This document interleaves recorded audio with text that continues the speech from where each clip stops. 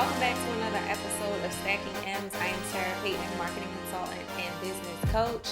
And of course, you know we focus on marketing, money, and mindset of entrepreneurship here. So today what I want to talk to you about is how to actually diversify your marketing, right? A lot of you are sitting in just one space when it comes to marketing, and you think that marketing your brand or promoting your brand only happens on social media, and that is not actually the case. So I'm going to actually talk to you about the PESOS model, which stands for paid, earned, shared, and owned marketing.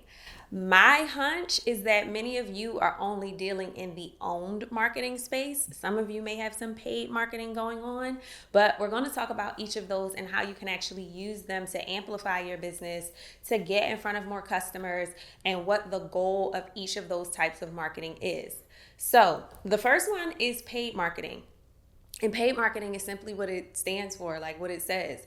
You're paying to market your brand, to market your products, right? So think about ads. You may be running ads on social media platforms, YouTube ads, Google ads, Facebook and Instagram ads.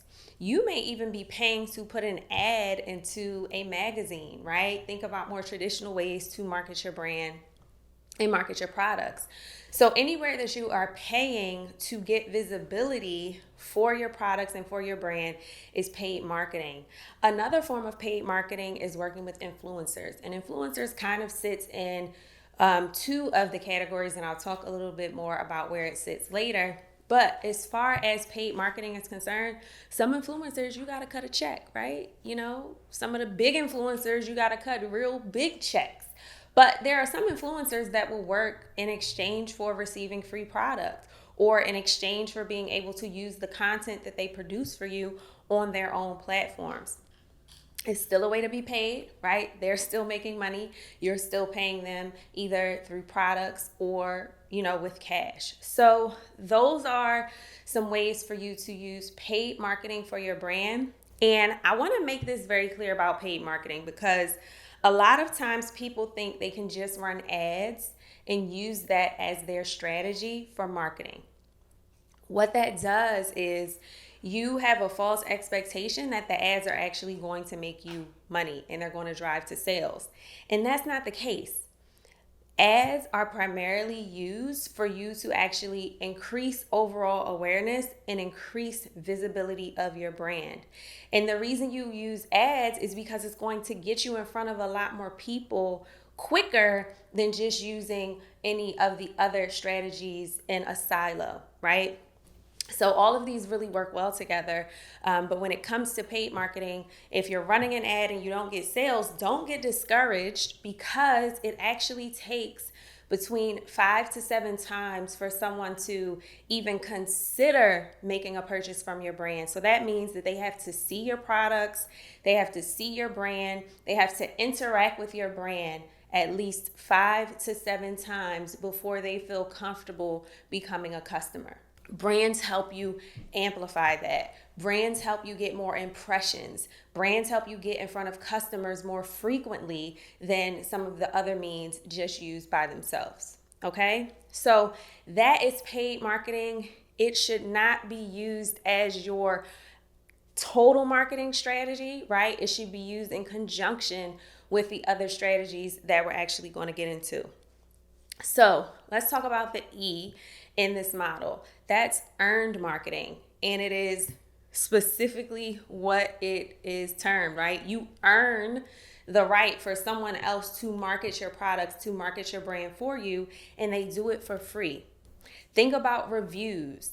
Think about word of mouth. Think about being featured on Beyonce's internet, right? All the brands that were featured on the Beyonce list that's on her website, that is earned marketing. They earn the right to have their brand associated with Beyonce. And you best believe any brand whose product is featured on Beyonce's website, they are bragging about that. The same happens with magazines and different editorials. If you get featured in magazines like Essence or Cosmopolitan or whatever the magazine is, that is a right for you to let people know, hey, we were featured top 10 hair care products in all of O Magazine, right? One of my clients actually was featured in Oprah Magazine, and that's something that you should be proud of. But it wasn't something she had to pay for, and it wasn't something that she did. She earned that right. Her brand and her products earned that right for her. Now, the goal of earned marketing, or what it actually does for your brand, is it builds trust. People see you in these publications. People see you featured on Beyonce's website. People see that people are reviewing your products. They love it. That builds trust immediately.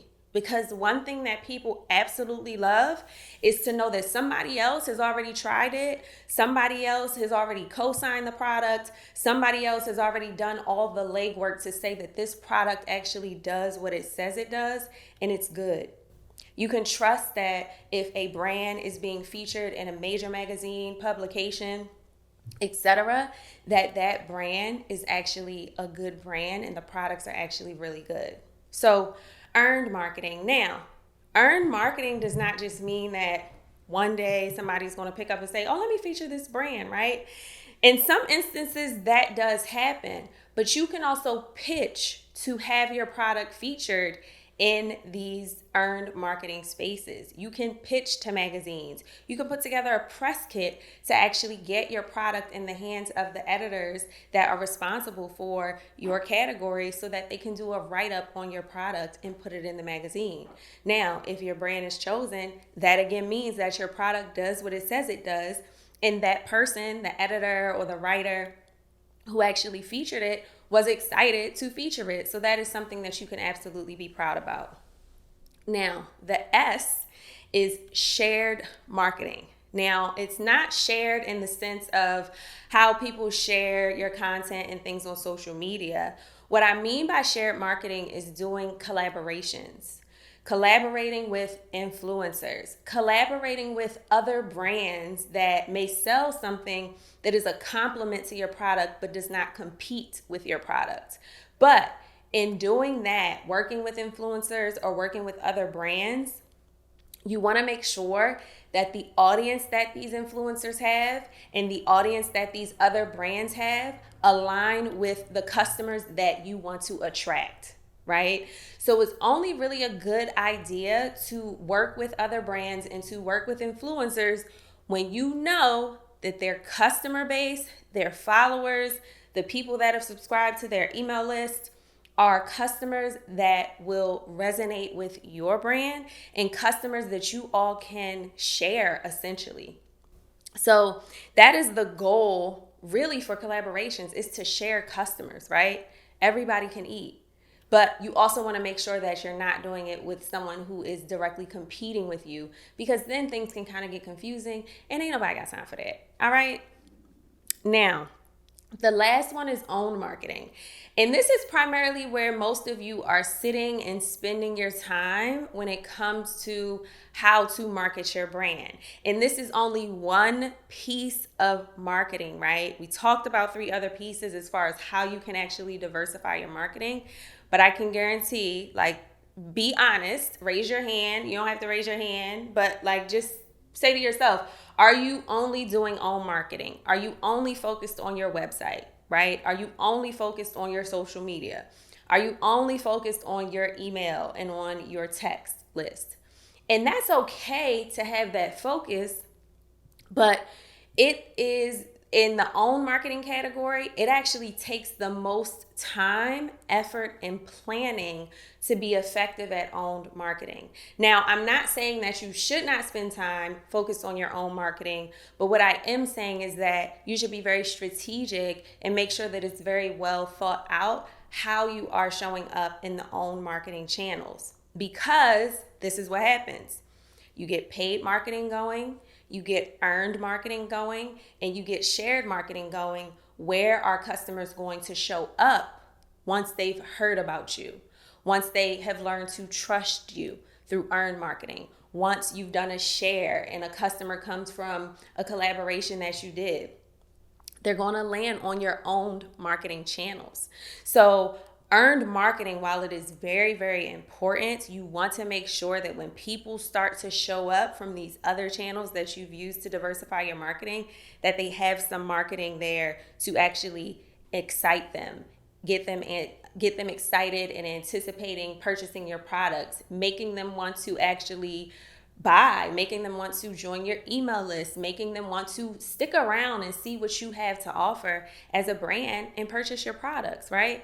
But if you neglect your owned marketing, then doing paid marketing, doing earned marketing, and doing shared marketing is really a waste of your time, effort, and money if you're putting money into that. All right. So I want to make sure that you are balancing these marketing strategies out, right? Again, remember pesos, paid, earned, shared, and owned marketing.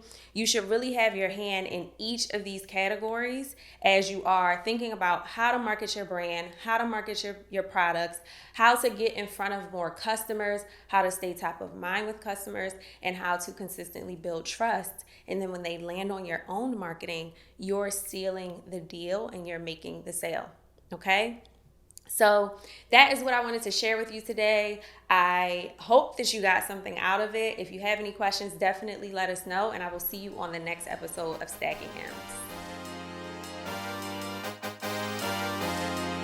Is the product that's not selling well because it's not good?